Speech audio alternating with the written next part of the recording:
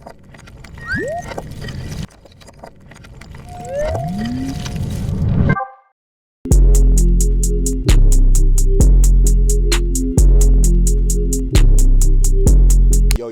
it's your boy Michael Trill Teo, and I'm here with the Ghetto Flower, Fresh Flower Podcast. You already know what it is. We're back today with a very special guest and a very different topic today. So I'll get into it in just a second. But first, I'd like to introduce my co-host. What's going on, bro? Like, I'm here once again. It's Q. You We forgot back. my name, my guy. But we good. We back. But we good. But yeah, we're here once again. You know, at the Foxhole. Shout out Logan. Yeah, shout out Foxhole Creative. But yeah, real quick, I also want to introduce a very special guest today, the one and only Jordan. How's it going, y'all? Thanks for having me. Some may know him as Jordan, some may know him as Heavy, but also Light. Heavybutlite, you feel me? We out here. So we're doing things a little bit different today. Obviously, a lot of our podcasts typically have us, interviewing a special guest. But today, we kind of wanted to have sort of like a roundtable discussion on some topics of interest. And since we have an amazing creative in the building, we decided to bring on Jordan just to sort of discuss the topic of compensation in the creative field, right? So it's something we all have to deal with in terms of getting a return on investment on our services that we provide. So I guess, to start off, Jordan, I'd love to sort of hear about your journey as a creative and how you've been able to sort of navigate the conversations around compensation. Yeah, well, thanks for having me here. I've been here at the podcast, taking pictures for people and whatnot before, so it feels great to just finally sit down and talk with y'all. Very thankful to get that time in. As far as journeys go, I've been reminiscing on that myself. Very very recently, I made a visit to where I started out in Chicago. So, I know this is compensation is always controversial. So what it's gonna it's gonna be controversial. Let's get juicy. Let's go. So okay, let's talk about compensation. Well, where it really started, Waukegan, I didn't make no money in Waukegan. Okay, like when I first started, like the first 2.5 years of me doing things, like I did not make no money in Waukegan. I think maybe I shot my cousin's backyard wedding and he gave me $50 type thing. That's how it was at the time. So I knew I wanted to work out here, and I knew that was going to be kind of the next step for business expansion, but also for credibility and work. True. Right? So at the time, I had just begun working with a blog that used to be a lot more active here called Prime Fortune. Yeah. So Shout out Prime Fortune. Yeah, the first shout out to them. They put me onto a lot of things early when I was starting out. And the first thing I did with them actually got me linked up to someone I work with now a lot more. So we're talking 5.5 years ago, right? I did a concert for Prime Fortune that was basically a March to the Vote concert. So it was Prime Fortune and Chicago Votes, and they hosted a Chance concert at what's that, Maggie Daley Park? Yeah. Hell yeah. So, and then we did the concert. Boom, he does the concert. It's Twin Peaks. Some other people I'm forgetting. Odd Couple. He was there. Couple. So it was really dope. And then we all went and marched to the polls after. Okay. So that was one of the first big things I remember doing, and that was pretty much volunteer / intern work. Right. So another thing went through them with they would post a lot of job postings and things like that. So I applied for an internship that I saw them repost with Private Stock. It was an unpaid internship, which is now a very controversial topic, and should people do that? Should people not do it? Right.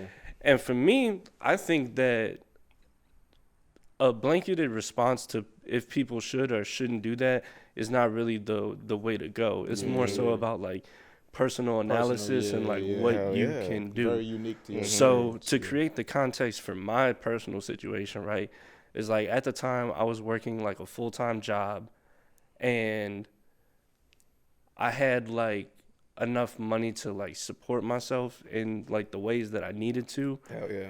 And then like I wasn't in a relationship or anything. I don't have kids. So and I wasn't in school at the time. So I had a lot of excess time because again, I wasn't necessarily making money doing photography. So a lot of the photography I was doing was just like personal and, you know, stuff like that. So I had time and a little bit of paper on me. So, you know, for me, going into an unpaid internship, it ended up being very, very fruitful in my experience. I met a lot of good people out there, and I created like a portfolio for myself that just demonstrated what I could do. Yeah. And a lot of times I would, you know, meet people in that studio and then go like, they'd throw an event at like Baseline or something. So like I might have met them, did a whole shoot at the studio for them for free because I'm an intern at the studio. Then like that weekend they paid me to come shoot an event at like Baseline or Emporium or this and that. So I think one thing that always worked in my favor was me being like a very social person. And I definitely see that paying off over time because that's how I was able to like build those connections and then get work from work. Yeah, you know? I love that. I love That's essentially how I was getting it. And even where I went after private stock still came from there because I ended up working for like a label studio situation, like ATS after. So basically one night I shot with some people at private stock and they were like, oh, you know, what are you doing next Wednesday? We don't always record here. Sometimes we record somewhere else. Like, would you be down to come to the other spot? I'm like, yeah, sure. Why not? They're like, we'll pay you, yada, yada, yada. I'm like, cool. Yeah. So that was like my first time ever going to the other studio, which ended up being ATS. Fast forward like a couple months, they have like a young artist that they were looking to do a shoot for. And that night when I was there, I had connected with the engineer who was doing like most of their sessions. So he called me like when they needed that artist to be shot, he called me like, hey man, are you still doing photography, this and that? He don't even know at the time I had actually just quit my full-time job. Okay. Like I quit, I was maybe like 5 days out of work at the time. And really, like it would probably like sound cooler to say like, I quit to pursue my creative passion. No, I quit because I was gonna fight my boss, and like they wasn't doing nothing. He was gonna put paws on him. He was talking, bro. The thing was, he was talking mad crazy to me, like daily, and one day he asked me straight up. He was like, "You want to fight?" And I'm like, "Bro."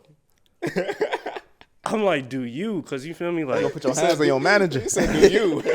We don't got the complexion for the protection, you feel me? So it's like, I'm like, knowing this is about to go all types of bad ways for me, you know? So I had to get up out of there. Facts.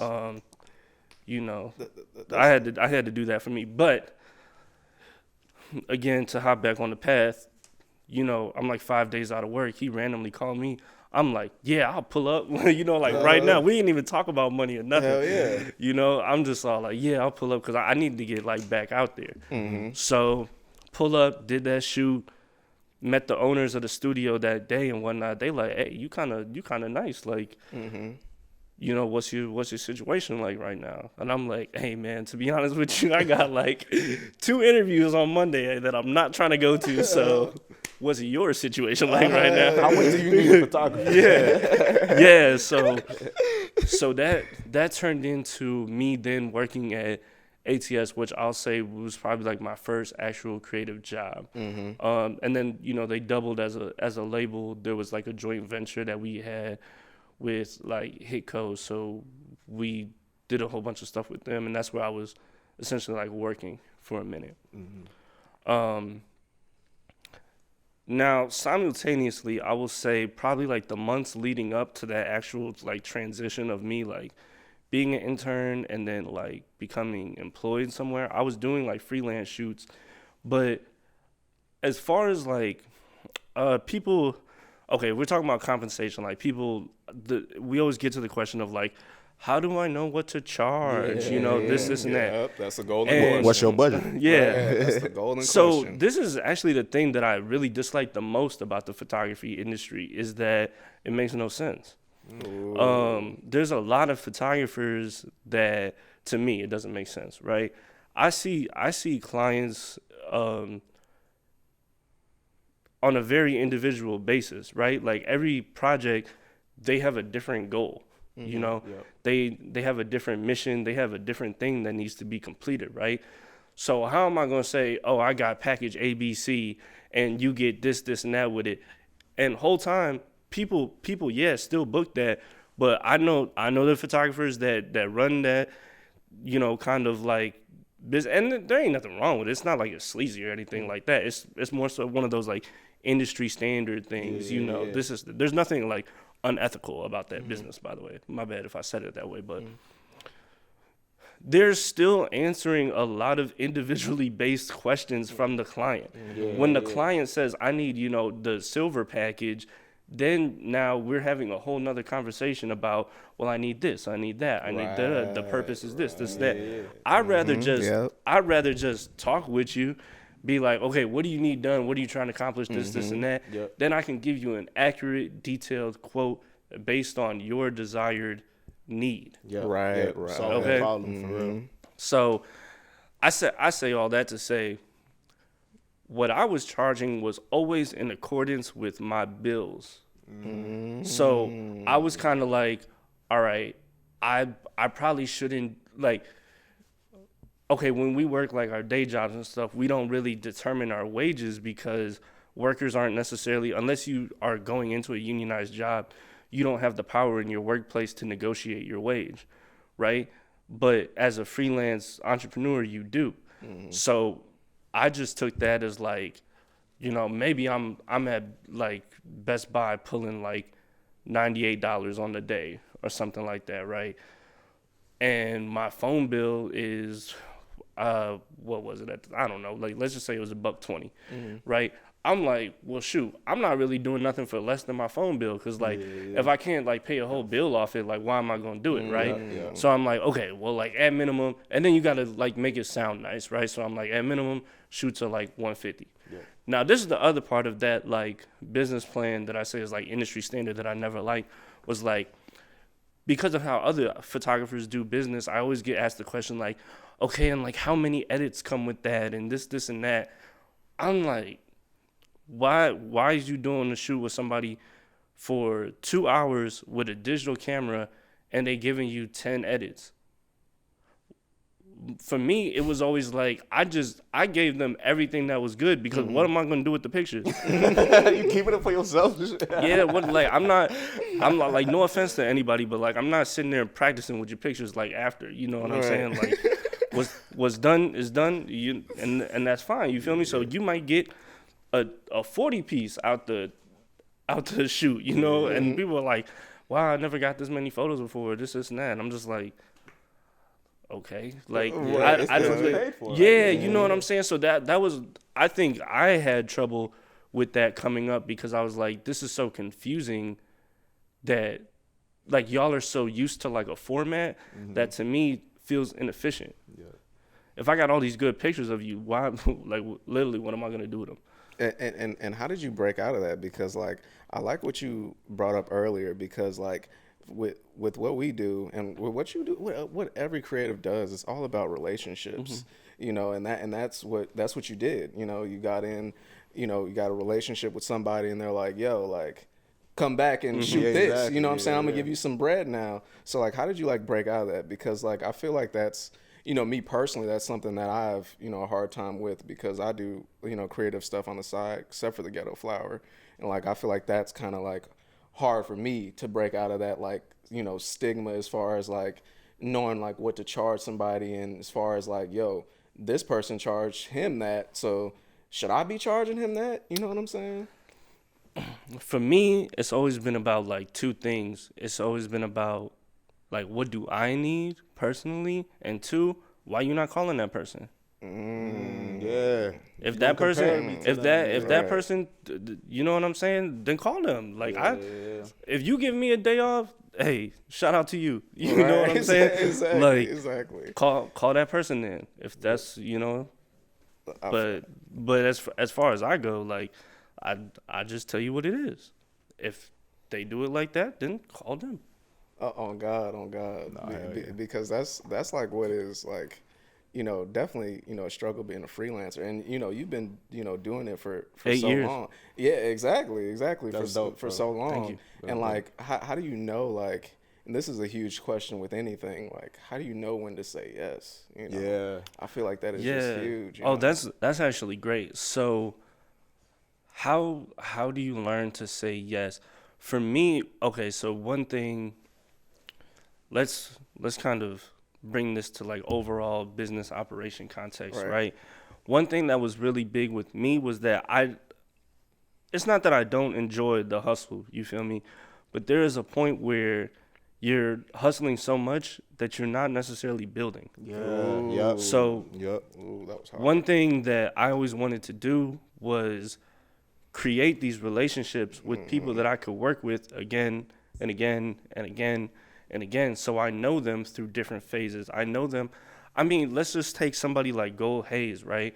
He did this thing with, I think These Days, where they did like a show at Shuba's. I don't know if y'all went, shout out my boy Hayes. Yeah, shout out Hayes. Me and Hayes probably got like 4 or 5 years together now, right? They got a photographer and a really, really talented woman. You feel me? This is that. Like, I know how Hayes looks from every single possible angle. You feel me? Yeah. I'm telling her like, hey, like, come like right here real quick, put the light right here, this and that. She took it, I'm bros angles. right. You know what I'm saying? It's cause like that's really my guy, like, but that's what these long-term like relationships create. There's a lot of people when they're like, they see me work with the same people, and it's like, yeah, there's people that I'm 15, 20 shoots deep with, because 1, we build that chemistry. 2, I like working on things that I care about. If I care about you as a person, I'm more inclined to care about your art, your mission, and the other things. So when we do a project, I'm really putting my best foot forward because not only is it like my product that I'm pushing out, right, but it's like people that I care about, and we're sharing a common goal. And the common goal is to just lift all of us up, right? So I really enjoyed having, 10 to 12 clients that maybe are not, $1,000, $2,000 clients and this and that, but the work is consistent, right? They're good people. Yeah. And we have a good time together when we work together. And I'm kind of learning them as a person through their art as we go about and do these things. So every shoot, it really gets better. Hell yeah. So instead of, I came up at a time where there was like a very much like old guard feel that we're starting to see drop now. In Chicago. Hell yeah. It's falling on its face. Old guard. Yeah. I mean, the changing of the guard. It's falling on its face pretty fast. So, when I came up, I remember like messaging people and, all type of stuff like, hey, can I come assist and da-da-da-da. And like, I'm not one of the guys that, got in on the Nike shoots and got in on no, I didn't get none of that. You feel me? Like none of those experiences did I ever partake in. I had my little group of people that rocked with me and I rocked with them back. And we kept working and working and working and working our way up. And now you see people where it's like, Flex, that's the main musician I worked with. You feel me? Just signed to Def Jam. It's like, that's years of that work. Yeah, shout out Flex. That's years of that work, So with stuff that we're doing, it's just like that. I've always thought that having a smaller business circle where we can create these intimate, long-lasting relationships would be better long-term for business. I feel you. And is that like kind of like if you were talking to a photographer or anybody that's trying to be in this scene, is that something that you would like kind of tell them as far as like, you know, create that foundation? Because I love that, because that's exactly what you did, and that's exactly how you've been able to get other paid jobs and stuff like that, because we do work all the time and it's just easy, you know what I'm saying? And it's because you ain't gotta say nothing. Yeah, and it's because of that. So like, going back to that question, is that something that you would do? Because hearing you now, that's something that I'll tell somebody. I tell people, but I don't think people want to hear that, because I don't think people get the reality of it's a longer route. It's a longer game. And plus, it's so game, enticing. bro. It's so enticing to be like, well, I want to do the Nike shoot and get the Air Maxes and you know, this and that. When it's all like, it's not to say that it's very possible to be that person in Chicago that does that. Trust me, it's very. You can definitely be that person, especially in a city like this or like New York or Los Angeles, to be like the brand deal person and, you know, all that. It's very enticing, and the money's good. There's nothing wrong with it. You know, there's nothing wrong with it. But that wasn't for me, and that wasn't my route. And the recipe that I have is one that works. It won't only work for me, it'll work for other people, right? But you have to be willing to do that work. You have to be willing to go through that growth, that phase. You know, it's not necessarily pretty, but it's what works. Yeah, hell yeah. I wanna ask you something about that. And you kind of pointed to it a little bit when you said you were doing a lot of those internships for free, right? And then that slowly led to those paid gigs. And like, you were working for like friends and relatives and cousins, whatever it may be. At what point do you start to see like, okay, am I getting taken advantage of because of my skill? And like, should I be demanding some sort of pay for this? And how did you, I guess, kind of navigate that when it started to be like, okay, like I've done enough free work, like what am I getting from this? I think a lot of those, that one is actually tough for me, because thankfully, the route I took did not lead to a lot of exploitation. Okay. Yeah. That's truthfully, that's good. That's good. So, let's just take working in America in context, right? Are you getting underpaid? Yes, everyone's getting underpaid. So if the question is, you know, did you feel like you deserve more money? You deserve more money. Exactly. Like if you're, even a question, you know what I'm saying? Yes. Yeah. You can always say like, oh, I should have charged more for that. You know, this and that. But it's like, I don't know. Just, I would say do your best to like avoid those exploitative situations, because I've dealt with like a few of them. It was never really when I was like an intern or anything like that. More so, I'll say the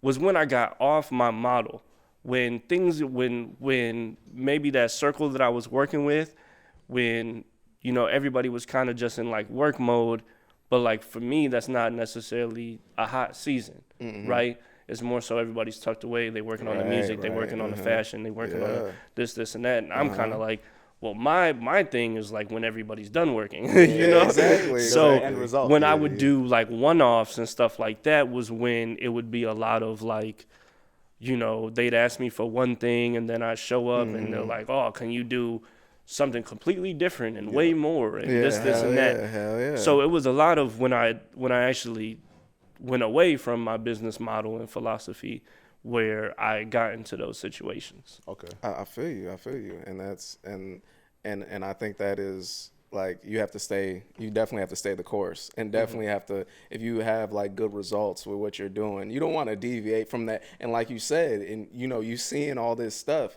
and that probably what made you want to deviate. You like, damn, nigga, get Nike shoes on. You feel me? But I did want to ask that, and we always ask this because not a lot of people know. We had an opportunity to almost be at Complex Con like a long time ago. Yep. And we always think about if we got that opportunity, where we be at now, or will we even learn the shit that we did? And that's why I want to pose this question to you: is if you got that opportunity, like to shoot a Nike, situation, or to any big brand like back in the day, do you feel like you would have the same trajectory? So, okay, as far as like opportunities, I'll actually tell y'all about one that I like botched. Really. Let's get it. Because we haven't So- we only told probably like a couple people about the Yeah, the not a lot of complex people know con about shit. that. Yeah, not a lot Right. of people Yeah. know. I mean, I've definitely taken an L, and thankfully I really don't care anymore, so I can like talk about it and it's funny. But years ago, and I don't know how they found me. Even with the like, I don't know how people find me for real. Like I have like a Hell website yeah. and like things like that, but. I mean, we followed each other for a while. Y'all know, like, I don't do, like, mass promotion campaigns and things like that. So, like, when people find me, it really just be off, like, them finding me. However that happens, right? Yeah. I want to say it was late 2018, maybe, like, fall, this time, 2018. And Masego, his team had, like, reached out to me about they're having a show with, like, I think, like, 1833 or something like that, and like, can I shoot it in Chicago? This, and that. So this is this is a little bit embarrassing. Crazy. I fuck with Masego. Let's get it. They need to hear it, So bro. what happened was at the time, right? They sent me like the date and the details for the show. Okay, and I instantly see that like it's on this like anniversary date that I got with like this person that I was with at the time, and. I'm like, we wasn't necessarily in the best spot, so I'm like, man, if I cancel this, Yeah, like, it's not a good look. Like a doghouse. you know what I'm saying? You know what I'm saying? So I hit Masego's like team back, and I'm like, hey, yeah, this is nice, but like, could I get like a +1 ticket or something like that? This, and that, and they just never replied. Damn. Never after that. Never after that. They never replied, and I was like, well, I guess I don't have to cancel the date. You know what I'm Guess I saying? won't be going to that. I do want to say one time, ladies and gentlemen, cancel that date. Cancel that date. You feel me? Live your life, cause That shit if somebody, especially at that age, like I was young, they really want you to put like your career under them. Yeah. I don't feel think that's not somebody that's wise for you long term, you. right? Yeah, 100, And we see 100. long term they're not here, so So yeah, cancel that date, do your thing. But I do think like, oh man, what would that have been like? Because it was actually, I think he was only doing like a smaller venue at the time. So at the time, 1833 had like, they had Metro, and there's that one next to the McDonald's, like kind of out west. No, not Avondale. Nah, it's like more so like outside the West Loop by them like goat restaurants and whatnot. I forget. House of Vance? It's like something, the lounge, something, the bottom lounge. Bottom lounge. The bottom Okay, lounge, yeah, bottom lounge. Yeah, I know. Yeah. Right. So I think he had taken off like pretty much like right after that. And I was like, oh, sometimes I think about it like, oh, what could that have been? But then also I just like, I wouldn't get all the great experiences that I had, with the people that are much closer to me. So I think it does work out for the best. I'm definitely not salty about that anymore because I just kept working. And I think that's another thing too that'll adjust your attitude. Like if you just keep working, you'll be all right. Hell like yeah. those losses, Turn into lessons, man. Yeah, exactly. And that's I'm like, better at emailing now. I'm on it. And that's like something I heard of. It's like called the probability curve. It's like 80% of the time you'll fail and 20% of the time you'll actually, win. And it's, what is going to get you to get to that 20%? Are you going to keep going? You're going to stop? And like, I love all the shit that you spit, especially, the foundation part. And like what I kind of wanted to end off on this segment is like, like what other gems could you possibly give to somebody as far as compensation? Because I feel like that is the biggest part that you said today was finding your foundation of people, making relationships. Those relationships turn to other relationships, which can turn into dollars. Figuring out the good relationships to have with people to get to those dollars. You feel me? So like, what other gems could you give to the people? Because I love that. Because to me, that is what I'm gonna walk away from. So I think, like being intentional is like really, really big with like the work that you do. It's like your why, you know. So like, why am I doing this, and that? So I do think that being a creative, someone who has done this while not in school, and then now somebody who is in school that does this, I do think that there is a large sector of young people, 17 to 30, that think that they can jump into this field and essentially make a living for themselves and avoid getting a degree, right? And oftentimes these are people who we see are like more like stern about finances, or really want to talk about this conversation maybe even more than me, because they're like, they got whatever going on, that, you know, when they're pretty much mostly in it for the money. Right. Yeah, 100%. There's somebody who could perhaps like learn a skill quickly and then apply it and be like, yeah, you know, I'm a graphic designer now. You know, like it's my passion. Like, especially all the new programs. You know, AI, all type of thing. Like, so with that being said, I always kind of live by like, money is more of like a symptom of what I do. So I do good work. I personally feel like I'm skilled at what I do, and I treat people well along the way. Because of that, money appears. Yep. And I love that. So money has always been like a very secondary thing for me. It's important. We live in a capitalistic society where everybody has to pay rent, right? Everybody has to pay bills. People need like insurance and all type of things. That's not me saying that money is some like irrelevant fake thing, right? It's just saying that my reason is not money. And money isn't even necessarily on the totem pole of reasons for me. Money, again, is a symptom of what I do. Because I do certain things, money comes from that. I feel you. I love that. No, and that is true, because like, you for real, I feel like if you have that, you know, type of mindset, it'll more so attract to you rather than you trying to attract it. Yeah. It's instead of you trying to chase it. And bro, like, I appreciate you coming on this first time to, you know, talk compensation with us. With Jordan. A lot of people need to hear this. With Jordan Heavybutlite, bro. I think this is a great topic, because in the world we live in, money is such like a big thing, but because of that, people have a lot of, I will say, negative stances and views on it.